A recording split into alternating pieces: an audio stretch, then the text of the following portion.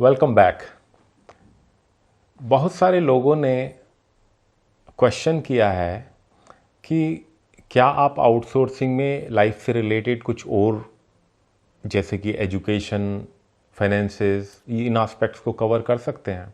So I decided to talk about education outsourcing today.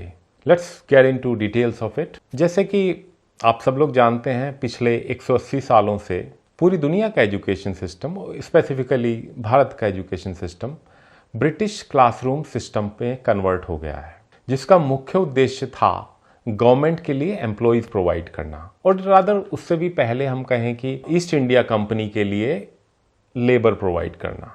That gradually converted into government के लिए employees provide करना में, जो government की हेल्प कर सके, कॉरपोरेशन के लिए लेबर तैयार कर सके, फिजिकल लेबर से लेकर इंटेलेक्चुअल लेबर तक। और ये एजुकेशन सिस्टम अपने उद्देश्य में बहुत सफल रहा है, क्योंकि इसने ऐसी मशीनें तैयार की ह्यूमन के रूप में जो कुछ और सोच ही नहीं सकती।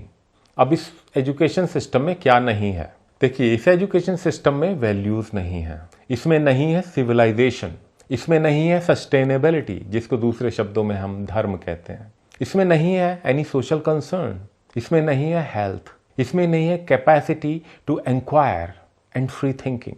और इसी एजुकेशन सिस्टम में हम अपने बच्चों को बहुत ज़्यादा पैसे देकर पढ़ा रहे हैं। अनफॉर्चुनेट बात यह है कि हमारे पास कोई ऑल्टरनेट सिस्टम भी नहीं है, लेकिन इस सिस्टम के परिणाम साफ साफ दिखाई दे रहे हैं।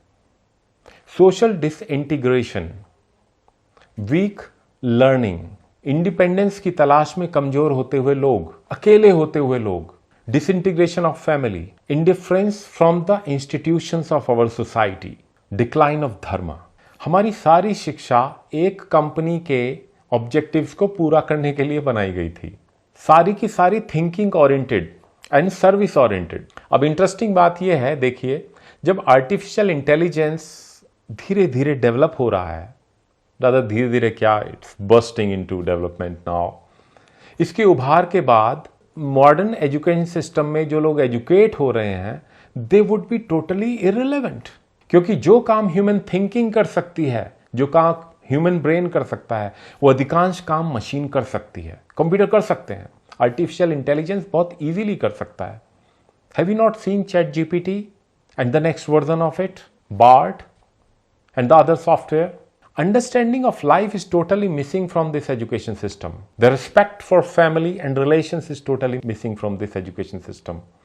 Managing your own finances, managing your own well-being, that is totally absent from this education system. इसमें मजेदार बात यह है, कोई वैल्यू भी नहीं है, कोई कंसिडरेशन भी नहीं है, वेलबींग की कोई पढ़ाई नहीं की जाती।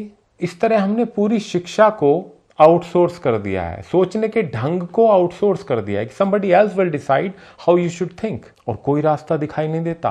गुरुकुल सिस्टम में ये सारी बातें जो मॉडर्न एजुकेशन सिस्टम में नहीं है, ये थी, लेकिन गुरुकुल सिस्टम को सिस्टमैटिकली डिस्ट्रॉय कर दिया गया। It was not funded.